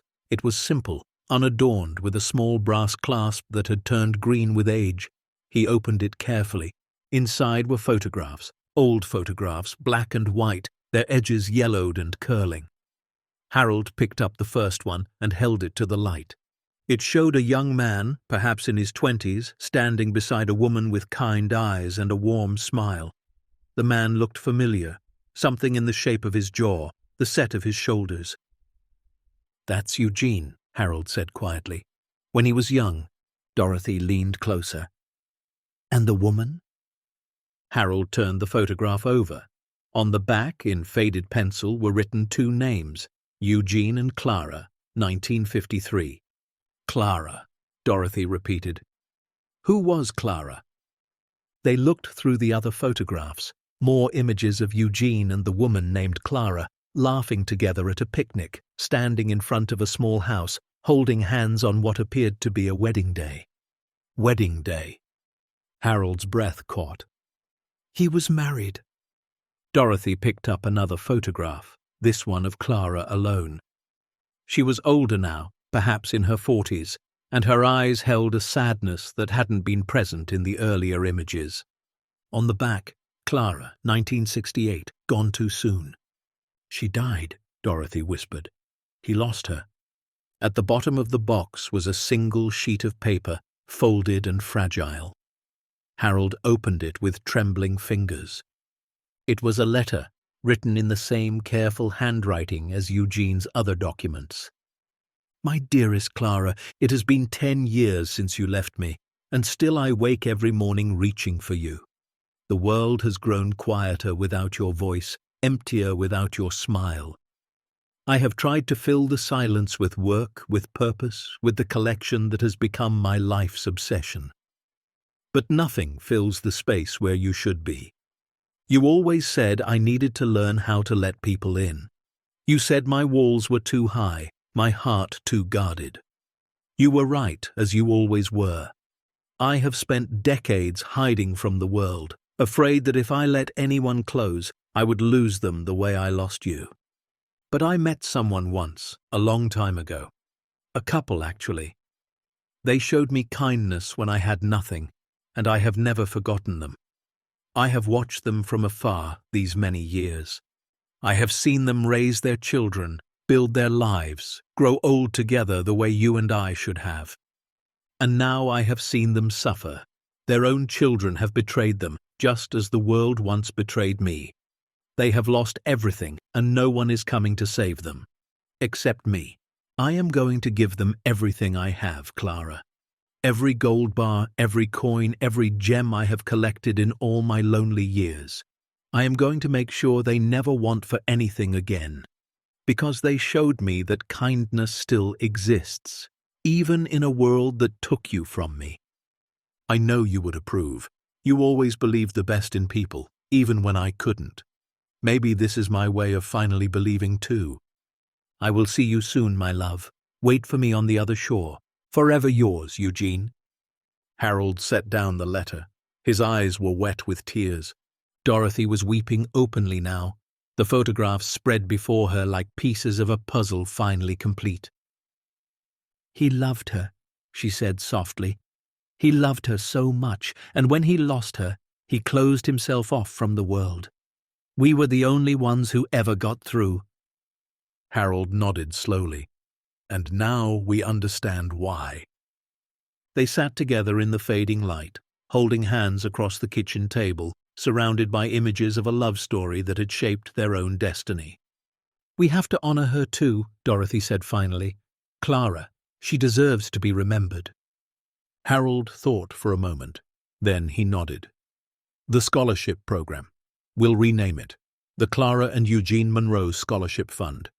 For young people who have lost someone they love and are trying to find their way forward. Dorothy smiled through her tears. She would like that. The next morning, they climbed down into the vault together. It had been months since they'd descended those iron rungs, but the chamber was unchanged, cool, dry, perfectly preserved. The gold still gleamed. The cabinets still stood in neat rows. The ledgers still rested on the central table. But now Harold and Dorothy saw it differently. This wasn't just a collection of valuable objects. It was the accumulated grief of a man who had lost everything he loved and spent 50 years trying to fill the void. Every gold bar was a memory he couldn't let go of. Every rare coin was a connection to a world that had abandoned him. And in the end, he had given it all away, not to hoard, but to heal. They stood in silence for a long moment. Then Dorothy spoke. We need to make sure this story gets told. Not for us, but for Eugene, for Clara, for everyone who thinks they're alone in the world. Harold nodded. The foundation will tell it. Every person we help, every scholarship we fund, every life we touch, it all goes back to them. To a young man who knocked on our door 53 years ago and never forgot. They climbed back up into the light, leaving the vault sealed behind them. There was still work to do, still lives to change, still kindness to spread, but now they understood the full weight of what they carried. It wasn't just money. It was love, transformed into legacy. 5 years after the trial, Harold and Dorothy celebrated their 60th wedding anniversary. The party was held at the community center, with over 200 guests filling the auditorium. There were speeches and toasts, laughter and tears, a cake that Dorothy had insisted on baking herself, despite everyone's protests. When the evening wound down and the guests had gone, Harold and Dorothy walked home together through the quiet streets of Havenwood. The night was clear, the stars scattered across the sky like diamonds on velvet. 60 years, Dorothy said softly. Can you believe it? Harold squeezed her hand. Some days it feels like 60 minutes, others like 60 centuries. She laughed, the sound as bright and clear as it had been when she was 20. They reached the log house and climbed the porch steps slowly, their joints aching but their hearts full. They settled into the rocking chairs that had become their evening ritual, looking out over the valley that had become their home. "Do you ever wonder what would have happened if we hadn't bought this place?" Dorothy asked. Harold considered the question. "Sometimes, but I try not to dwell on it. We're here now. That's what matters." "We almost didn't come," she reminded him. "After Richard said it was worthless, I almost agreed with him. Almost said we should just let it go. But you didn't." "No," she smiled. "Something told me we needed to see it for ourselves. Call it intuition, call it fate, call it Eugene, reaching out from wherever he was, guiding us here." Harold nodded slowly. He knew. Somehow he knew we would come. They sat in comfortable silence, the night settling around them like a blanket. Somewhere in the distance, an owl called out, the same sound they had heard on their first night in this house years ago. "I'm tired," Dorothy said finally. "Good tired. The kind of tired you feel when you've done something worthwhile with your day." "With your life," Harold corrected gently. She looked at him, her eyes soft in the starlight. "Yes, with our life." The next morning, Harold woke to find Dorothy already up, sitting at the kitchen table with a cup of tea and a photograph in her hands. It was one of the old pictures from the wooden box, Eugene and Clara on their wedding day, young and hopeful and so clearly in love. "I've been thinking," she said as Harold joined her. "That's dangerous," he replied with a faint smile. She ignored the joke. "We've done so much good with this gift, helped so many people. But I keep coming back to one thing." "What's that?" Dorothy set down the photograph. "Forgiveness." Harold's expression shifted, something guarded entering his eyes. "Dorothy, hear me out," she said quietly. "I'm not saying we should pretend nothing happened. What they did, what Richard and Margaret and Stephen did, was unforgivable. They stole from us, lied to us, abandoned us. They're not our children anymore, not in any way that matters." "Then what are you saying?" Dorothy was silent for a long moment. Then she spoke, her voice barely above a whisper. "I'm saying that carrying hatred is exhausting. That every time I think about them, I feel this weight in my chest, this tightness that won't go away. And I don't want to spend whatever time I have left carrying that weight." Harold stared at the table, his jaw tight. "Eugene spent 50 years carrying grief," Dorothy continued. "Grief for Clara, grief for the life they should have had. And in the end, he found a way to transform it into something beautiful. He turned his pain into purpose." "That's different," Harold said. "He lost someone he loved. We were betrayed by people who were supposed to love us." "I know, but maybe the principle is the same." Dorothy reached across the table and took his hands. "I'm not saying we should forgive them for their sake. I'm saying we should forgive them for ours, so we can be free, so we can spend our last years in peace without the poison of resentment eating away at us." Harold was silent for a long time. The morning sun crept across the table, warming their clasped hands. "I don't know if I can," he said finally. "I don't know if I can either," Dorothy admitted. "But I want to try. I want to let go of what they did and focus on what we've built, on the people who love us, on the legacy we're leaving behind." Harold looked at her, this woman who had stood beside him through everything, who had lost as much as he had and somehow emerged stronger. "Okay," he said quietly. "We'll try, together." They never spoke to their children again. They never received apologies, never heard explanations, never saw any sign of remorse. But somehow, in the months that followed, the weight began to lift. The tightness in their chests eased. The bitterness that had colored their thoughts faded, replaced by something closer to peace. They had not forgotten, but they had let go. And in letting go, they found freedom. Harold passed away peacefully in his sleep on a warm spring morning, 3 months after his 86th birthday. Dorothy found him beside her when she woke, his hand still clasped in hers, his face calm and untroubled. She didn't scream. She didn't cry, not at first. She just lay there beside him for a long time, feeling the weight of 63 years of marriage, of love, of partnership, settling around her like a familiar blanket. "Goodbye, my love," she whispered. "Wait for me on the other shore." The funeral was held at the community center, which was fitting. Harold had loved that place almost as much as he loved the log house. Hundreds of people came, foundation staff, scholarship recipients, Havenwood residents, and strangers whose lives had been touched in ways they would never fully understand. Dorothy spoke at the service, her voice steady despite her grief. "Harold Myers was the best man I ever knew," she said. "He wasn't perfect. He was stubborn and quiet, and sometimes he forgot to say what he was feeling. But he loved with his whole heart. He worked with his whole soul, and when life knocked him down, he got back up and kept going." She paused, looking out over the gathered faces. "We were betrayed by people who should have loved us.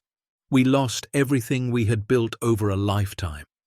And then, when we had nothing left, a stranger gave us the world. Eugene Monroe believed in us when we had stopped believing in ourselves, and Harold spent every day of the rest of his life trying to deserve that gift." Her voice broke, but she continued. "He deserved it. He deserved every good thing that ever happened to him, and I am grateful every day that I got to spend my life beside him." She lived another 2 years after Harold's death. She continued to oversee the foundation, to visit scholarship recipients, to spend evenings on the porch of the log house watching the sunset paint the mountains in shades of gold and rose. And when she finally passed, on a quiet autumn evening with the leaves falling gently outside her window, she went peacefully, with the same dignity that had defined her life. The Eugene Allen Monroe Foundation continued after their deaths, managed by the team they had built and guided by the principles they had established. The community center thrived.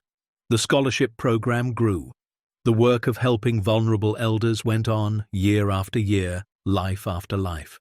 And the story of Harold and Dorothy Myers, the elderly couple who inherited a log house and found a fortune beneath its floors, became a legend, told and retold, a testament to what kindness can accomplish when given the chance to grow.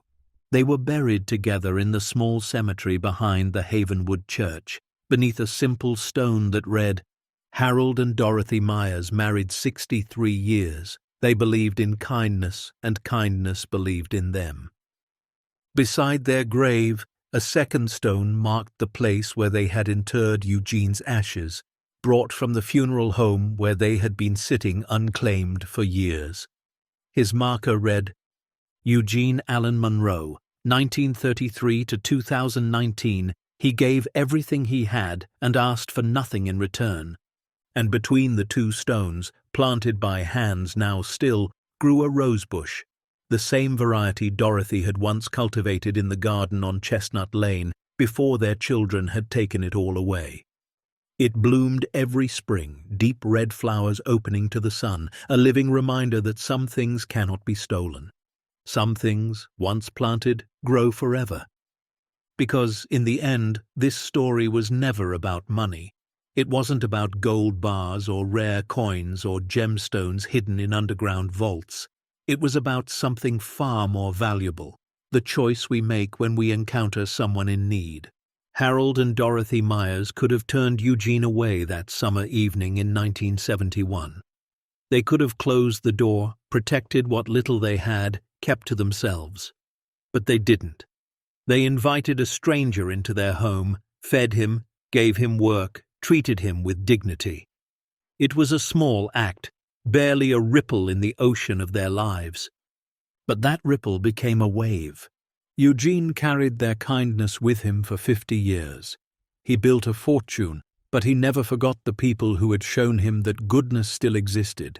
And when it came time to decide what to do with everything he had accumulated, he chose them.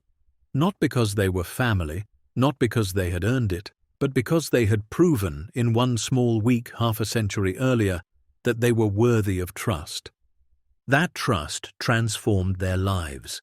It gave them resources they had never imagined. It allowed them to help thousands of people who had been abandoned, betrayed, forgotten.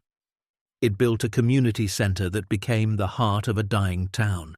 It funded scholarships that changed the trajectories of young lives. It created a legacy that would outlast them all.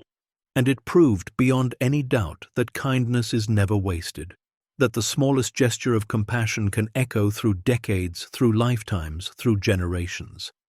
Harold and Dorothy Myers are gone now, but what they built remains. The foundation continues its work. The community center welcomes new faces every day. The scholarship recipients are becoming teachers, social workers, engineers, doctors, people who will shape the world in ways their founders could never have predicted. And somewhere, in a vault beneath a log house in the Blue Ridge Mountains, the collection that Eugene Monroe spent his life building still rests.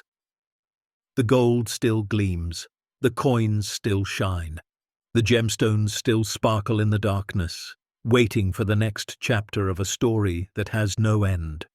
Because some stories don't end with death. They end with life, new life, transformed life, life made possible by the choices of those who came before. This is the legacy of Eugene Allen Monroe. This is the legacy of Harold and Dorothy Myers. This is the legacy of every person who has ever stopped to help a stranger, offered a meal to someone hungry, given work to someone lost. Kindness plants seeds we may never see bloom, but bloom they do in gardens we will never walk, for people we will never meet, in futures we can only imagine. And that is worth more than all the gold in the world. Anyone can change a life if they're willing to look past fear and believe that kindness still matters. Because sometimes the family that hurts you opens the door to the family that heals you. And sometimes the forgotten house at the end of a forgotten road holds everything you were searching for. Up next, 2 more powerful stories waiting for you. Click to keep discovering with us. And don't forget to hit subscribe if you believe that kindness always finds its way home. The end.